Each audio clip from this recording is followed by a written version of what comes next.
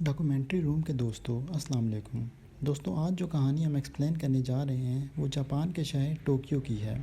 یہ کہانی ایک سچی کہانی ہے۔ آپ اسے گوگل پر آمین فرام توریت لکھ کر پڑھ سکتے ہیں۔ دوستوں، یہ نوریت کے ایک آدمی کی کہانی ہے اور ایک پراسرار واقعہ ہے جس کا ذکر 1956 میں جاپان کے شہر ٹوکیو کے ہوائی اڈے پر ہوتا ہے۔ 1956 کی ایک گرم دوپہر ٹوکیو انٹرنیشنل ایئرپورٹ پر ہر چیز معمول کے مطابق چل رہی تھی۔ اچانک کسٹم حکام کو ایک مشکوک شخص نظر آیا۔ یہ آدمی ایک پینٹ شرٹ اور ڈریس کوٹ میں ملبوس تھا اور ایک عام مسافر لگ رہا تھا۔ اس آدمی کے پاس ایک پاسپورٹ تھا جس پر اس ملک کا نام توریت لکھا ہوا تھا، لیکن مسئلہ یہ تھا کہ توریت نام کا کوئی ملک دنیا کے نقشے پر موجود ہی نہیں تھا۔ کسٹم حکام نے اس آدمی سے اس کے ملک کے بارے میں سوالات شروع کیے۔ آدمی نے خود کو حیران کن طور پر مطمئن اور پراعتماد انداز میں توریت کا باشندہ بتایا۔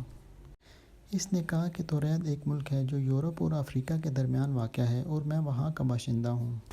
اس نے مزید بتایا کہ وہ جاپان کاروباری مقصد کے لیے پہلے بھی کئی مرتبہ آ چکا ہے۔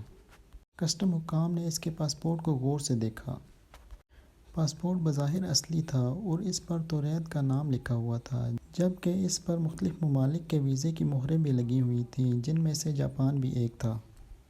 اس کے پاس دیگر قانونی دستاویزات اور کرنسی بھی موجود تھی جو اس کے کہنے کے مطابق توریت کے بینک سے جاری کی گئی تھی۔ مگر مسئلہ یہ تھا کہ یہ دستاویزات ایک ایسے ملک کے تھے جسے آج تک کسی نے نہیں سنا تھا نہ ہی دیکھا تھا۔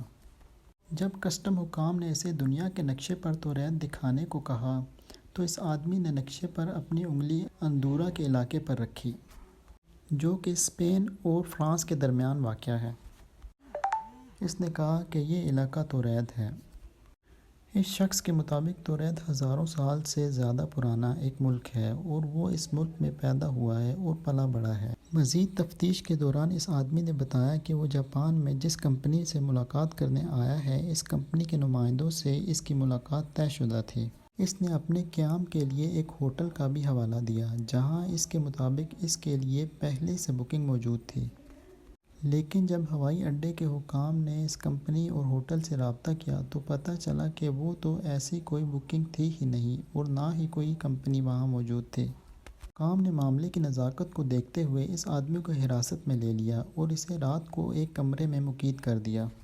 وہ کمرہ سخت نگرانی میں تھا اور دروازے پر مسلح گارڈ تعینات تھے تاکہ وہ کہیں فرار نہ ہو سکے۔ لیکن جب اگلے دن حکام نے اس آدمی کو دوبارہ تفتیش کے لیے بلانے آئے تو وہ کمرے سے غائب تھا۔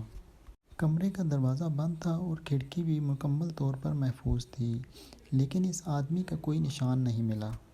سب سے عجیب بات یہ تھی کہ اس آدمی کے تمام دستاویزات، اس کا پاسپورٹ اور تمام شناختی کاغذات بھی غائب ہو چکے تھے، جیسے کہ وہ کبھی وہاں موجود ہی نہیں تھے۔ حکام نے ایئرپورٹ کے تمام عملے سے سوالات کیے اور سی سی ٹی وی فوٹیج کا جائزہ لیا، مگر اس آدمی کا کوئی نشان نہیں ملا۔ نوریت کے آدمی کی کہانی نے کئی نظریات کو جنم دیا۔